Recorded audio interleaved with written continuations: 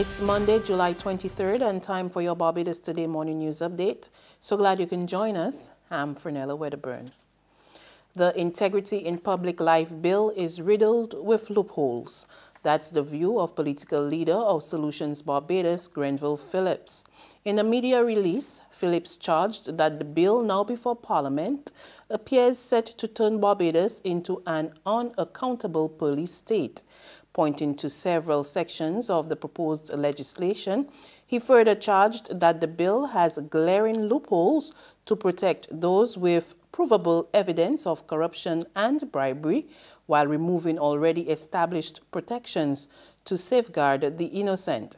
Phillips has also taken issue with a provision that the Commission should be treated as a law enforcement agency.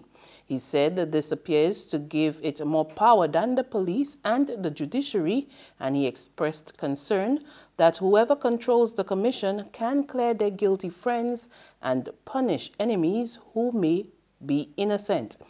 He also highlighted the section for whistleblowers, saying it was also extremely weak to the point of being almost ineffective.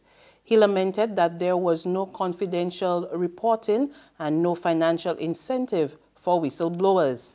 Phillips said the Commission and the disciplinary panel should also be less partisan, and the majority of people who sit on that commission should not be political appointees.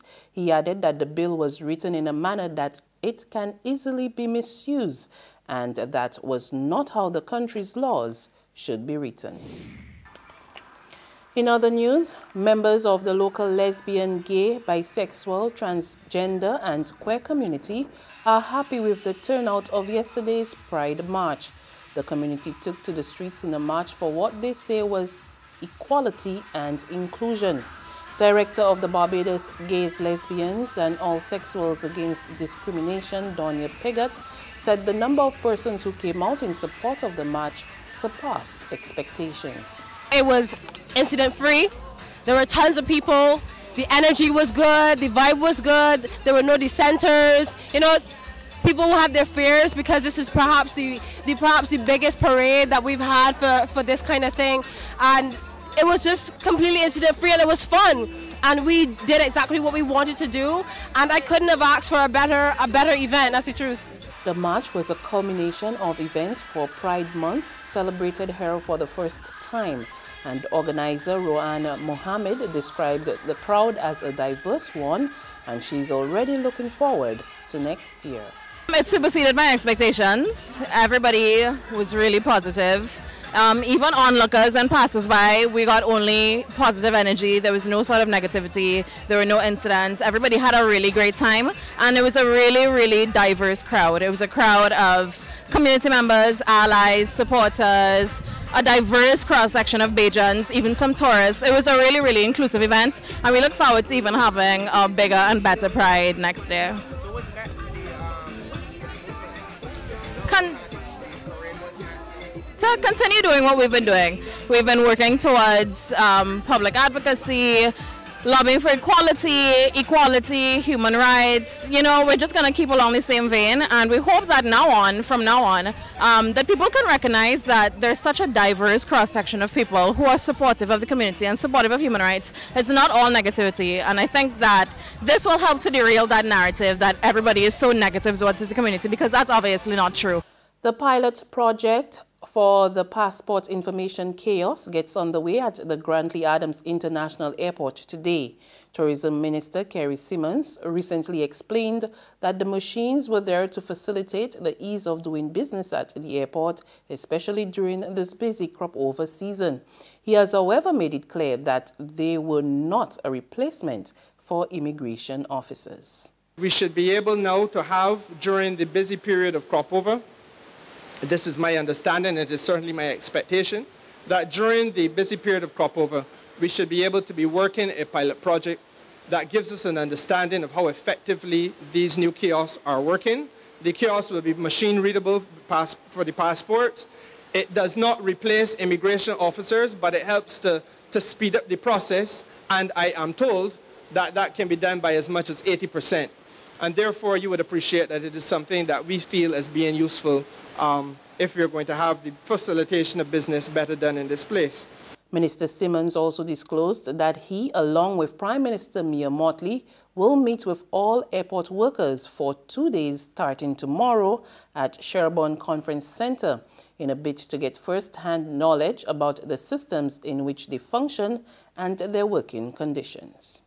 And that is an approach that we committed ourselves to because of the fact that we wanted to get first-hand knowledge from the workers of their views about the systems that they're functioning in, their understanding of the conditions of work that they have to work under, and more importantly, to get them to share with us their ideas about how they can better deliver the quality of service that we desperately need to have in Barbados at this institution. Barbados has 2 new junior Calypso Kings. Kwan is the 2018 monarch in the 13 to 18 category following a keenly contested competition at the Garfield Sobers Gymnasium over the weekend. For his performance entitled Why I Sing, he also walked away with the coveted $2,500 check, trophy and other prizes. Second place in that category went to Yohanji singing Don't Cry, while Dynamo was third with Tales from the Crypt. In the 7 to 12 category, Bronx Star claimed the coveted crown along with his trophy and bragging rights for his piece.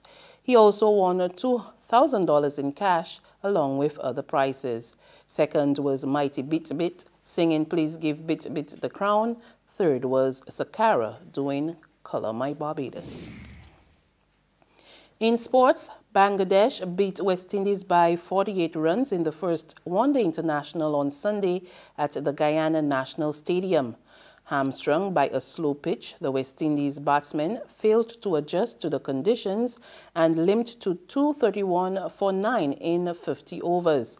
The visitors now take a 1-0 lead in the 3-match series, which continues on Wednesday under the lights at the same venue before it concludes 3 days later at Warner Park in St. Kitts. There's regional and international news after this short break.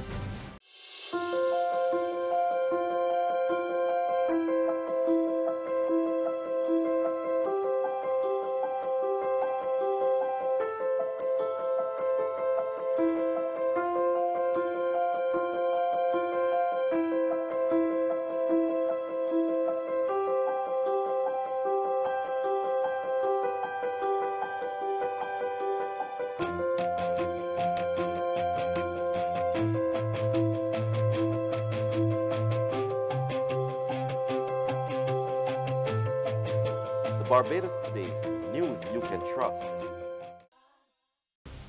We pick up with news from our regional neighbors. The Trinidad and Tobago Police Service Commission continues its search for a police commissioner. Thus, after the Keith Rowley government rejected its notification for acting police commissioner Stephen Williams to be confirmed in the post. Williams, who has been acting for the past 7 years, is the third person rejected from the former commission's merit list of candidates for the job. As we thank Mr. Williams for his service, as we treat with this nomination, confirmation of Mr. Williams as Commissioner of Police, in the view of the government, is not going to make the change that the country requires at this time. And therefore, Madam Speaker, the government will not accept this nomination, this notification, because we expect to respond in a way that will bring about some element of change. And after 7 years, Madam Speaker, we do not believe that just a confirmation of the, not the incumbent, but the holder in an acting position will change it. Madam Speaker, we cannot make a confirmation here today and tomorrow is business as usual. That is not what Trinidad and Tobago requires now. We require, Madam Speaker, an intervention of change so as to give ourselves a chance to get the upper hand. And finally, Cuba makes good on a promise to provide a nationwide internet service by year-end. As we hear in this report from Reuters TV, residents are now receiving service on their mobile phones. Cuba has taken yet another step to show its citizens and the world that it's opening up. The communist-run state has just started providing internet on mobile phones. Journalists were among the first to get access, and now Cuba aims to roll out the service across the whole nation by the end of this year. Whether it's been a lack of cash to invest or concerns about the flow of information, Cuba has lagged behind when it comes to internet access. Cuba's new president, Diaz-Canel, who came into office this April, has long campaigned for the so-called informatization of society. But some remain skeptical. The problem is not when it will arrive, but how it will be done. If we don't have prices that Cubans can afford, it's as though we didn't have it in the first place. Meanwhile, Cuba is slowly returning to the wish list of American holidaymakers, with cruise ships helping boost numbers. The island had seen a slump in the number of U.S. tourists, mainly because of U.S. President Donald Trump's hostile stance towards the nation. And that's news, but for the very latest, visit our website at www.barbadostoday.bb. You can also subscribe to our e-paper, email updates, and like us on Facebook, and sign up for our breaking news alerts via WhatsApp. We're also on Izumi Media in bus terminals, as well as screenplay at supermarkets and gas stations near you. And you can also hear us on Mix 96.9 FM. I'm Fernella Wedderburn. Good morning.